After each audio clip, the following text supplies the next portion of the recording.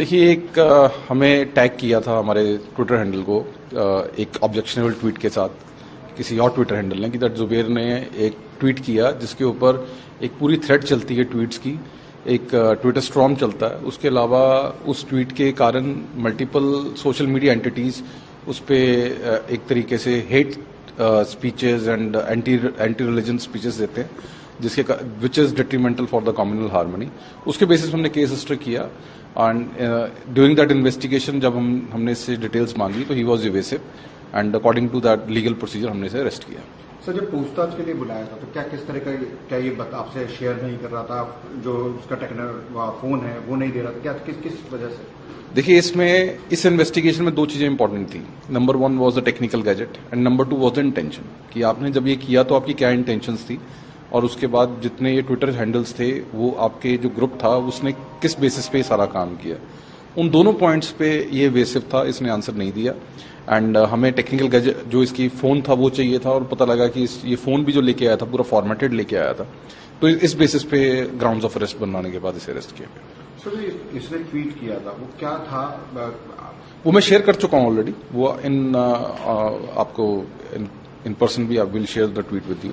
तो वो ट्वीट है, वो पिक है, तो पिक बोलने से नहीं, पिक आपको शेयर कर देते हैं, वो आप देख लीजिए। मगर उनकी तरफ से ये कहा जा रहा है कि जो ये एक मूवी का सीन था और 4 साल पहले का ट्वीट था, तो उस पर अब दिल्ली पुलिस ने शिकायत मिलते ही कार्रवाई कर दी। देखिए आप ये बात आपको समझने की जरूरत है कि जो supreme court, high court and जो ओवरऑल अंडरस्टैंडिंग है इस मैटर में कि अगर आप किसी ट्वीट को या रीट्वीट करते हो या किसी व्यू को इंडोर्स करते हो ऑन सोशल मीडिया, तो बेसिकली आपका खुद का व्यू है। आप उसे ये नहीं कह सकते कि मैंने किसी का ट्वीट को रीट्वीट किया, मुझे तो पता नहीं क्या मैटर था।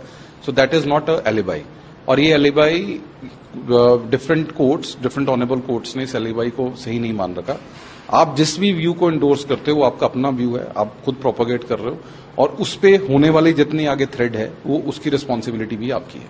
तो लेकिन उनका कहना है कि काफी पुराना वो नहीं, काफी पुराने से इससे फर्क नहीं पड़ता, बिकॉज ट्विटर पे या सोशल मीडिया पे पुराने के बाद उसे नया करने में कुछ खास नहीं चाहिए। आप उसे रीट्वीट करना है, आप उसे टैग करना है, टैग करके वो फिर दोबारा फ्रेश हो जाता है। आप एक ट्वीट करके रख लें, उसके बाद 2 साल के बाद 3 साल के बाद उसकी फिर एक कंट्रोवर्सी क्रिएट कर दें, तो आप ये नहीं कह सकते कि ये पुराना था, आज क्यों किया।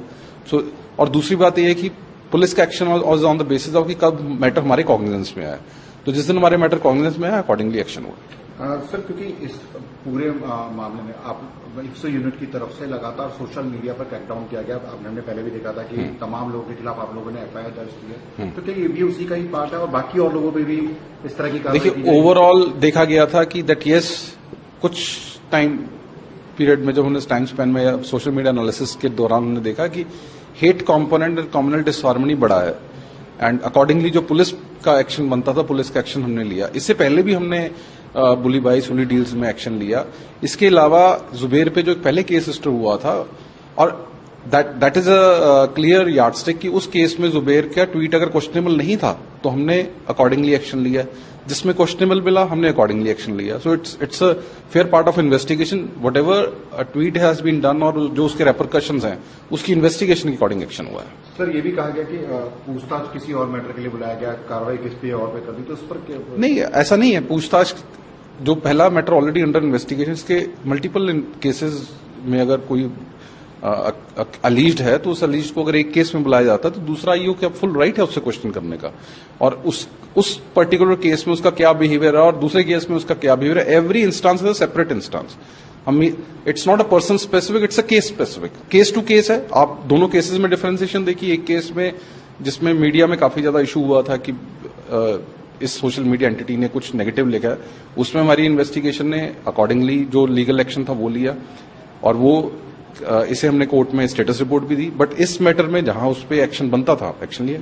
लेकिन जैसे सर उनकी तरफ से कहा जा रहा है कि पॉलिटिकल मोटिवेटेड है।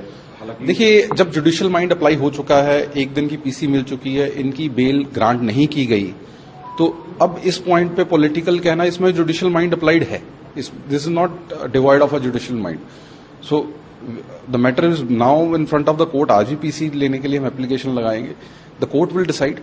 Because it's not a trial by media, trial by external agency. हमारी तरफ से जो एविडेंसेस बनेंगी वो एविडेंसेस हम कोर्ट को देंगे। If court appreciates evidence, our role is till that level.